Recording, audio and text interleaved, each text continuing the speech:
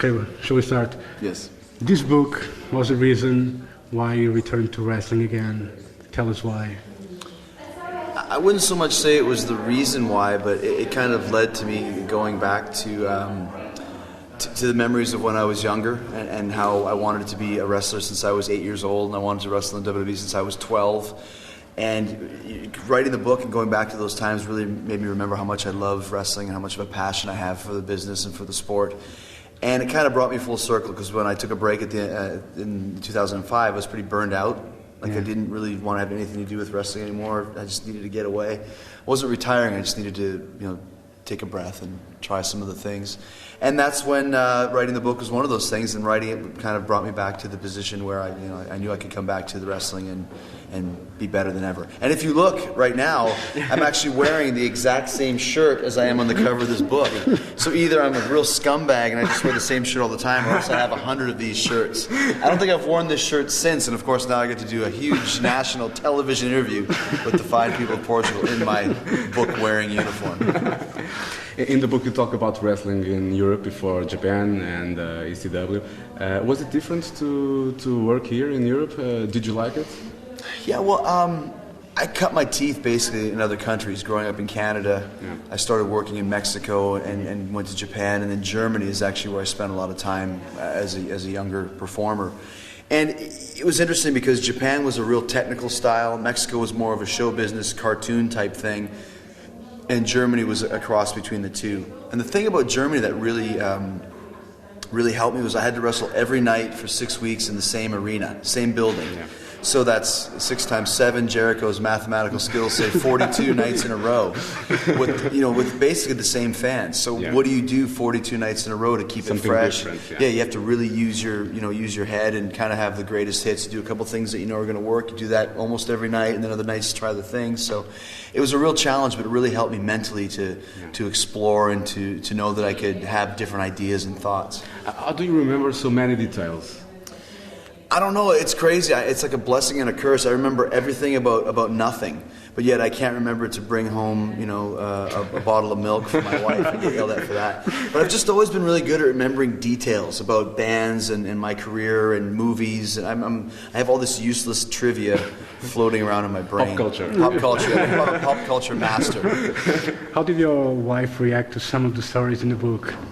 She loved it. She was, thankfully I wasn't married at the time, or it might be a little bit different. But I think it was one of those things when she read it. Like, I've been with her for 10 years, but she's like, "Oh, I didn't know all this stuff about you," because there really wasn't a place to put it. This is some real deep down inside, memories and experiences. And I wrote this book not so much for wrestling fans, because I knew wrestling fans would love it, but for non-wrestling fans. Yeah. And in order to make it really work for that, there had to be a lot of stories that wasn't just, and then I gave him a hip toss, and I gave him an arm drag, and I won the championship. It had to be more of the stories that led me to those moments. So, like I said, this is more of a stranger in a strange land, follow your dreams, young man's journey with wrestling as a backdrop, rather than just a pro wrestling book per se. Yeah, but this book also has a lot of humor. Mm-hmm. It's something that you enjoy doing as well. Like, I'm probably not a stand-up comedian, but... Yeah, well, I've done that before, too. Yeah. But I think I have a degree in journalism. I like to write. I always have. I've kept up writing throughout the years. And that's when it came time to do the book, I knew I would write it. I just wasn't exactly sure where to put different things. So I worked with a guy as almost like a producer, as a musician would use on a record. But I have a pretty good style of self-effacing humor, make fun of myself, make fun of the situation, which is what you have to do, especially when you're writing a story about your life. When it's 400 pages about Chris Jericho, if you're taking yourself too seriously, it's going to get pretty boring pretty quickly. Like, enough of this guy already, enough. So you got to throw some jabs in at yourself. And I think to paint the picture of some of these stories, to make people laugh about it, really they'll understand exactly where I'm coming from, because everybody knows what it's like to feel stupid or to do something that maybe you wish you hadn't have done, and that makes it more makes it more part of you when you're reading it as well, but somebody else. How does it feel to be back in the WWE? Oh, it's been great. I like I said earlier, I knew that I wasn't retiring. I just knew I had to get away for a while. When the time was right, I would come back and be better than ever sort of thing. And the time was right when I came back in November, and it's been great ever since. I've enjoyed every moment of it. And actually, one of the things I really enjoy is the traveling overseas. I've been fortunate since I've been back we went to Iraq, we went to Japan and Korea, and now we've been to Ireland, England, Wales, Austria, Spain, and now Portugal. So, I mean, to get a chance to see all these countries, I've never been to Portugal, never been to Spain, never been to Austria. So, shame on you. Yeah, I know. I don't think I'm going back. Can I stay at your house for a while? Yes, you can. I have a free bedroom. A free bedroom? I just have a cat, but... Oh, that's fine. We'll get rid of the cat. And you can bring Fuzzy with you. Yeah, we'll come on over. But, yeah, it's a real honor to be able to come over to all these great countries and see all the fans, because we don't come here all the time. So, I mean, in the States, fans are great, but they see us so much that it's a little bit more of, okay, well, we're seeing them again. But here, it's like maybe once a year, once every 2 years or whatever.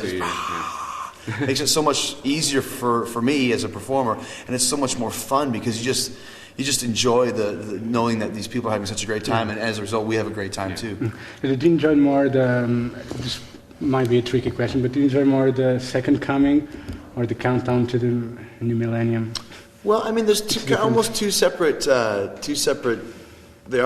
phases of Chris Jericho's career.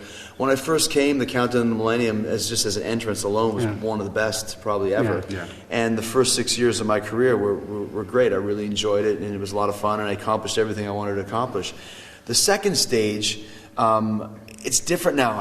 I'm one of the more experienced guys on the roster. I have a different mindset. I don't have to prove anything anymore. I don't have to prove that I'm the best in the world. It's like, when the Police reunited, they said the best thing about it is we don't have to go out there and try. Like, people know what we do, and they either dig it or they don't dig it. But it's the same for me. Like, everyone knows who Chris Jericho is and what it is that I do. And I think it was a welcome return to the industry, both for the fans and for the company, for the WWE and for myself. And then the Save Us entrance, I was trying to think of something kind of like, I knew that you could never top the original, but you could come close, like The Godfather and The Godfather 2. So I think I did that with the Save Us return promos. They were like, if the original ones were a 10, these were a 9.9. Yeah, you got a lot of media like internet attention because of that. Did it annoy you that people were starting to guess that it was you that was returning? No, not all. That was the idea. I mean, it was never supposed to be a top secret thing. It was supposed to be, at first, I mean, everybody had so many different theories. It was almost like the Paul is dead theory for the Beatles. And everyone thought Paul McCartney was dead, and they were finding all these clues.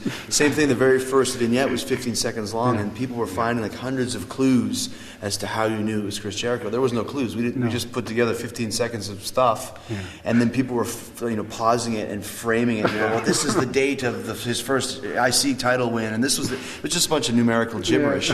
But it was cool to see that people were getting involved.